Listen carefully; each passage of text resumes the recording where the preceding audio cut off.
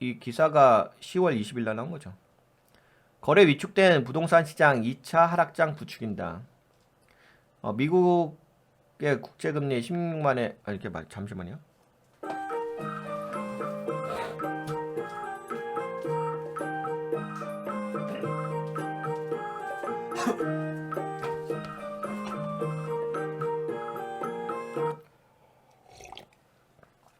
미국의 국제금리 16년 만에 5% 상해. 고금리의 자금 조달 부담. 서울 거래량 전월 4분의 1 수준. 전월 대비 4분의 1 수준이에요. 2차 하락장 진입 초일기. 집값 상승 피로감에. 근데 이게 집값 상승한 거는 신규 주택이에요. 신규 주택. 신규 주택이고 신규 주택의 분양가가 뭐 원자재 값 올라갔다고 해가지고 분양가를 높여가지고 판매를 한 거죠. 근데 분양가 높여서 판매할 적에 이제 살려고 해도 돈이 있어야 되잖아. 그러다 보니까 특례보금자 이론을 활용해가지고 그 신규 주택 분양가 신규 주택을 산 거잖아요. 그러니까 신규 주택의 가격을 올리다 보니까 기존 주택도 가격이 덩달아 이제 같이 올라간 거죠. 근데 중요한 것은 이제 기존 주택은 판매가 되지 않았어요. 아시죠? 저번에 여러분들하고 기존 주택 좀 했죠. 그러니까 기존 주택도 일부 지역만 좀 판매됐지 그 일부 지역도 몇 채 안 판매 안 됐어요. 그래서 신규 주택만 좀 판매가 된 부분이 있습니다. 근데 신규 주택은 뭐 분양가 뭐 해가지고 분양으로 해가지고 한 거니까 좋은 건 아니에요. 이거 이때 할직에 뭐 원재재가 막 올라갔다고 해가지고 분양가를 되게 높여서 판매한 거예요. 그러니까 괜히 비싸게 주고 산 거죠. 미국도 마찬가지예요. 미국도 뭐 마찬가지고 한국도 마찬가지고. 예. 신규 주택이 판매가 됐지. 그때 한번 같이 이야기했으니까. 이전 영상 보시면 아실 거예요. 그거에 대해서는. 미국의 9월 기존 주택 판매 전월 대비 이것도 그 기사 나왔죠. 부동산 쪽은 다 떨어졌죠. 미국의 9월 기존 주택 판매 2.0% 감소했다. 전미의 부동산 중개 개인협회는 19일 9월 기존 주택 판매 전월 대비 2.0% 감소했다. 월스트리트 저널이 집계한 전문가 예상치 3.5% 감소와 비교하며 감소폭이 적었다. 근데 기존 주택 판매는 전년 대비로 15.4% 줄었고 이처럼 판매가 줄어든 것은 모기지 금리가 8%까지 오른 영향이 크다고 베런스는 설명했다. 모기지 뉴스 데일리는 30년 만기 고정 모기지 금리가 전일 8%에 도달해 23년 만에 최고치를 기록했다. 여하튼 간에 지금 뭐 이게 모기지 금리 주택담보대출 금리가 엄청나게 올라가고 있죠. 한국도 올라가고요. 예, 한국도 주택담보대출이 지금 4.53에서 7.116% 5대 시중금리 18일 기준 고정금리도 4.14%에서 6.584% 전세자금 대출 금리도 4.04%에서 6.805% 지금 뭐 제2의 영끌 쪽이 또 터지나 그런 이야기가 나오고 있습니다. 예, 그래서 뭐 부동산 쪽은 제가 여러분들에게 말씀드렸던 그 부동산 전망의 흐름대로 이어지고 있는 것 같아요. 다만 제가 올해는 좀 올라간다고 그랬죠. 근데 이거는 그 신규 주택이 팔린 거예요. 기존 주택이 그렇게 많이 팔리진 않았습니다. 신규 주택 분양가가 올라가다 보니까 기존 주택 가격도 올라간 건데 근데 가격은 올라갔는데 거래가 그렇게 많이 안 됐어요. 기존 주택 가격은. 기존 주택은. 여러분들도 아시다시피 지금 뭐 매물이 엄청나게 나오고 있죠. 그 다음에 지금은 내놔도 안 팔린다고 하잖아요. 3억 싸게 더 호가를 낮췄는데도 안 나오는데 안 팔린대.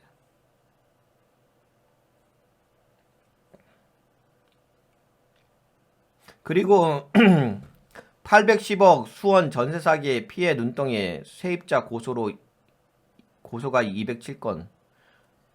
전세 사기 또 터졌죠. 부동산 세 곳 차려 중개사 여러분들 이거 좀 조심하셔야 돼요. 부동산 거래할 적에 공인중개사를 무조건 믿으시면 안 돼요. 여러분들도 어느 정도 백그라운드 지식이 있으셔야 돼요.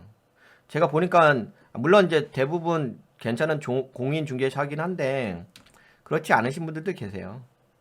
뭐 소수긴 하겠지만 공인중개사라고 해서 모든 분들이 그렇게까지 다 좋으신 건 아니야. 그런 부분이 있을까? 부동산 세 곳 차려가지고 공인중개사도 좀 조심하셔야 됩니다. 그래서 많이 가보세요. 공인중개사도 이곳저곳 많이 알아두세요. 저 같은 경우는 한 30군데를 한번 돌아다니죠. 30군데. 많이 발품을 많이 파시고 좀 이렇게 비교하셔야 돼요. 예. 투자 규제 200채 건물주 까보니 빚이 3천억 전세 사기 터지나.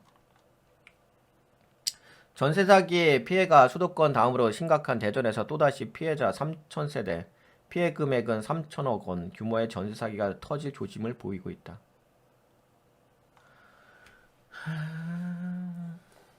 그래서 부동산 쪽은 계속 여러분들에게 말씀드렸지만 뭐 최근에 또 일부 매체에서는 그런 이야기가 있었죠. 전세 가격이 올라가고 있다. 예, 그래도 그런 이야기 있었죠. 근데 부동산 쪽은 손도 대면 안 돼요.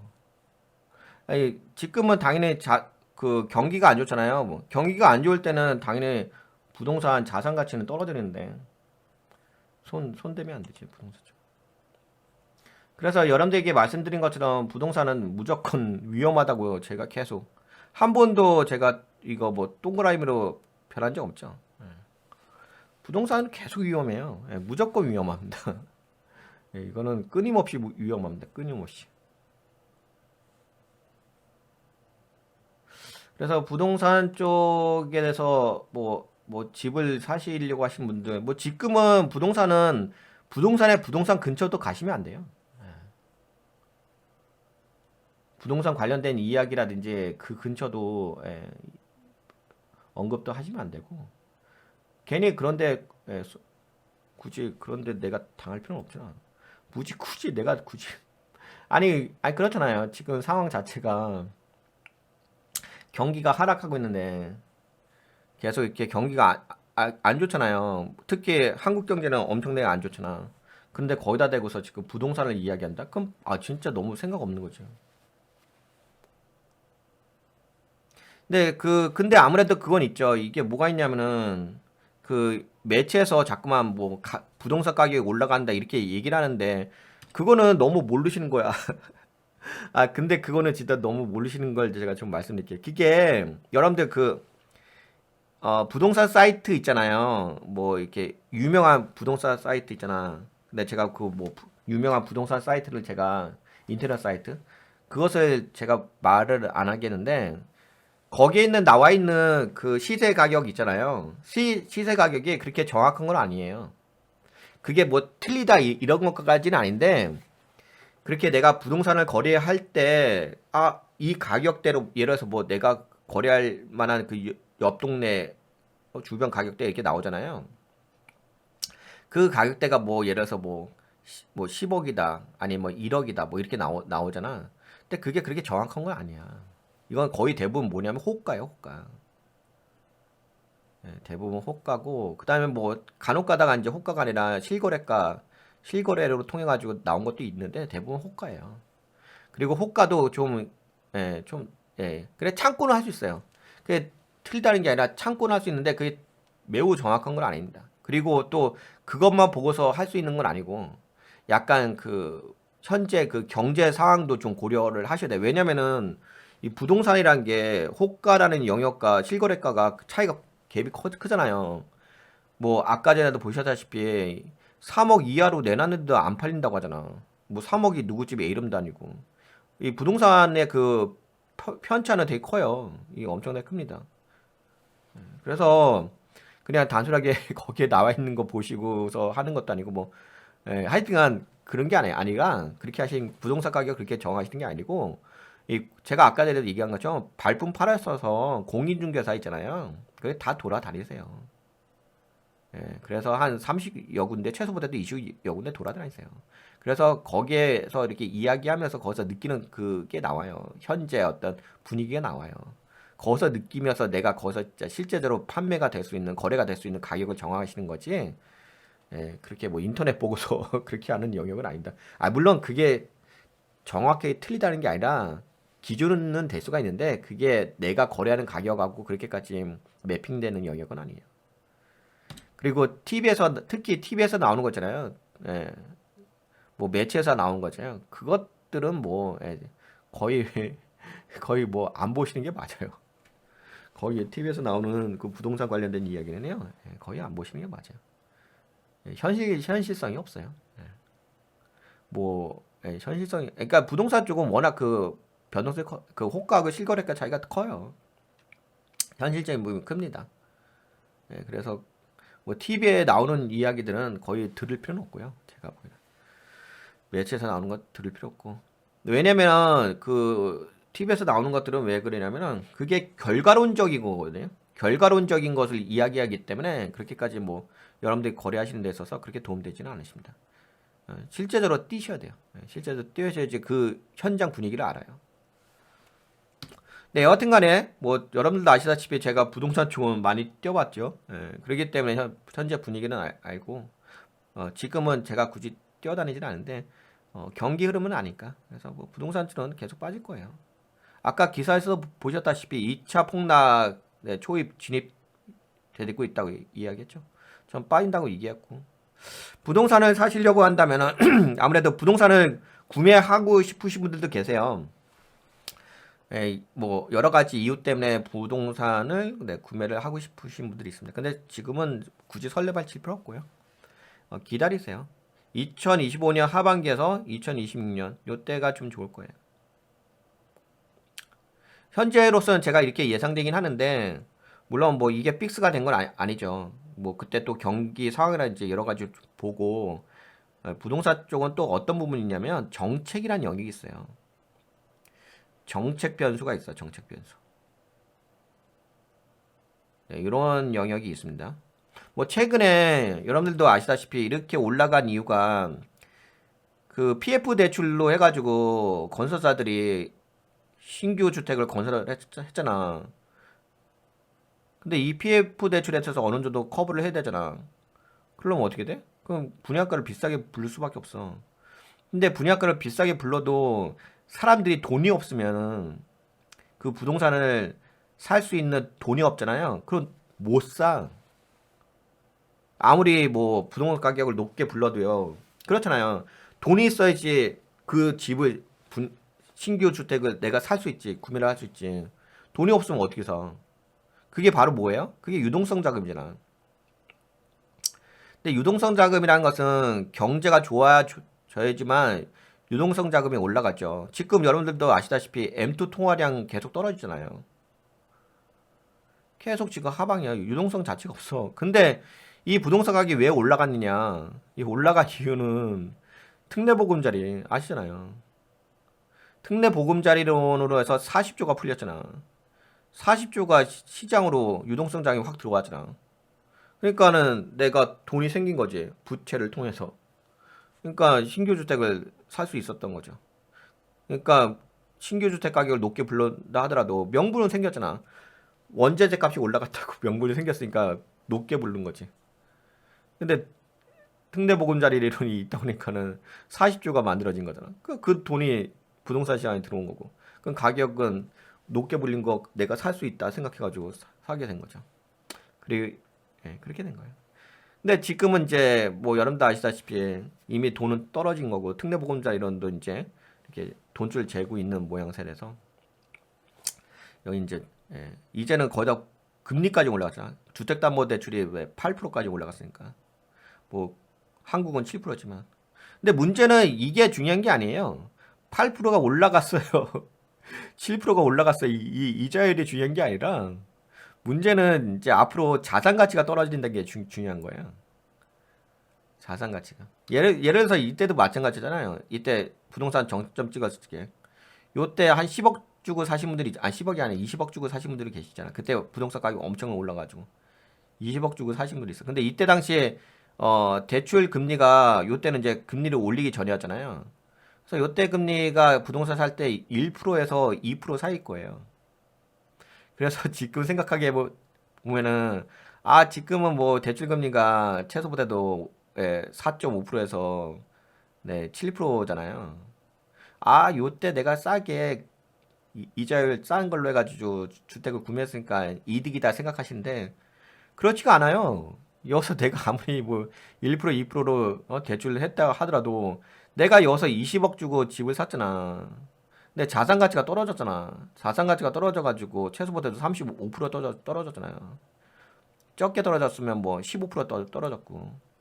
그럼 15% 떨어졌으면 그래도 한 여기서 한 10% 떨어졌다고 봅시다. 최소. 그 10% 떨어지면 2억이 날라간 거야. 자산 가치에서 2억이 날라갔어요. 아무리 이자율을 내가 적게 낸다 하더라도 지금보다 응? 지금인데 내가 이자율이 1, 2%로 해가지고 주택담보대출을 빌렸다 하더라도 자산 가치가 2억이 떨어졌다고요. 2억이 누구 집에 이름도 아니고 2억 금방 버세요? 그러니까 단순하게 이자율이 싸요 비싸요 이런 영역은 아니에요.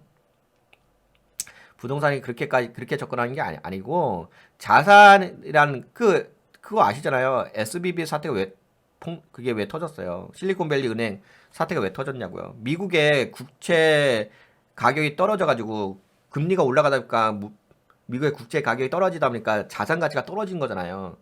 미국 국채가 안전자산이잖아. 예. 아시잖아요. 안전자산인데 그 안전자산인 그 미국 국채 가격이 떨어지다 보니까 실리콘밸리의 그 자산 가치가 떨어져가지고 그 실리콘밸리 은행이 망한 거잖아요. 똑같은 거예요. 지금 아무리 뭐 특례보금자리로 해가지고 뭘 해가지고 뭐 여서 뭐 대출금리 얼마에 금리가 중요한 게 아니라 자산이 떨어진다고 자산 가치가. 자산 가치가 떨어지면은 손해죠. 경기가 하방일 때 무슨 부동산을 한다는 것 자체가 말이 안 맞잖아요. 이게 앞뒤가 안 맞는 이야기인데 여기서 무슨 대출 그리고 아무래도 이제 부동산 쪽이니까 레버리지를 좀 활용하실 거 아니에요. 대출을 활용하시잖아요. 근데 대출을 활용하실 때는 경기가 하방일 때 활용하시는 게 아니라 경기가 올라가려고 할 때 이때쯤 활용하시는 거죠. 그때 레버리지 효과가 있는 거지. 경기가 안 좋아서 떨어지는데 무슨 레버리지를 여서 활용해요. 여서 무슨 대출을 활용해요. 지금 대출을 쓰시면 안 되지.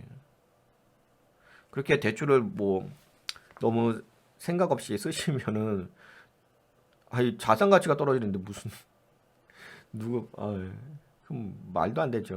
너무 생각이 제가 보기에는 너무 생각이 돈에 대한 어떤 자산 개념이 너무 없으신 거지. 안타깝게도. 그러다 보니까 영끌 쪽이 어서 발생했고 또 이제 2차 영끌 쪽이 또 발생하는 거 아니겠습니까? 또 한번 떨어져 보세요. 자산 가치 또 떨어지지. 그럼 그게 괜히 터지는 게 아니야. 자산 가치가 떨어지게 되면. 그게 괜히 경매 물건이 나오겠어요? 네, 여하튼 간에 이 경기가 하방일 때는 부동산은 절대로 건드시면 안 돼요. 절대로. 어떤 상황에서도. 가능하다면. 물론 그런 건 있죠. 뭐, 신혼 부부라든지 어쩔 수 없이 집이 필요하신 분들이 계시긴 하죠. 근데 그것도 좀 잘 고려를 하실 필요는 있죠. 아무리 뭐 신혼 부부라 하더라도. 여러 가지를 다 고려하셔갖고 전략적으로 내 자산을 어떻게 운영할 것인지 그런 부분도 다 고려를 하셔야지. 뭐 어쩔 수 없는 상황도 있긴 있는데 가능하다면 그러면 안 되죠. 그래서 제가 보기에는 이제 이때가 좋을 것 같아요. 2025년 하반기에서 2020. 근데 뭐 아까 전에도 말씀드린 것처럼 이 변수가 존재하는 게 있어요. 변수. 그게 이제 정책이라는 거죠. 근데 정책이 이제 특례보금자리처럼 유동성 자금이 확 들어오게 되면은 그러면 이제 경기는 안 좋음에도 불구하고 M2 통화량은 계속 시중에서는 돈이 돌지도 않음에도 불구하고 부동산 쪽으로만 살짝 이렇게 40조가 확 들어오는 경우가 있어요. 그때는 이제 이렇게 일시적으로는 올라가긴 하죠. 근데 그건 일시적인 거니까. 그래서 제가 올라간다고 했잖아요. 제가 올 봄 초에 올라갔는데 가격은 올라갔는데요. 실제적으로 이것은 신규 주택 분양가가 올라간 거지. 그 기존 주택 가격이 잘 거래돼 가지고 올라간 거 아닙니다. 이것도 잘 보셔야 돼요. 신규 주택 가격이 올라간 거예요. 그 원자재랑 그것 때문에 뭐 이렇게 좀 분양가를 높여서 팔아야 된다 그렇게 한 거지. 실제적으로는 가격은 올라가지 않았어요. 그리고 기존 주택은 얼마 팔리지 않았어요. 분양 신규 주택만 팔린 거죠. 미국도 마찬가지예요. 저번 방송 때 보여드렸죠. 그 그래프 다 보여드렸죠. 미국도 신규 주택만 팔린 거지 기존 주택은 팔리지가 않았어요. 더 줄어들었습니다.